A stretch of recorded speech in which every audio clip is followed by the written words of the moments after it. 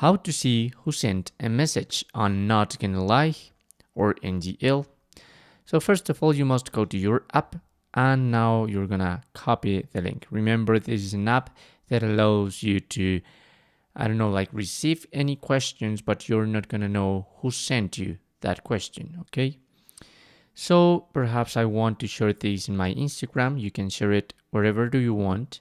Go to your story and I'm going to create a new one just to show you the process. So here I can take any picture I want, go to my stickers, to the link option, paste it, and that's it, okay? Once you have, I'm going to discard this by now. Once you have shared that, you must wait until you get an inbox on NGL.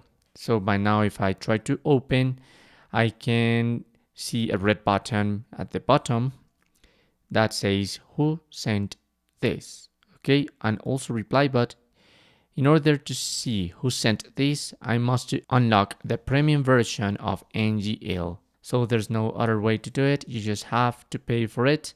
By now, what you can do is answer for free.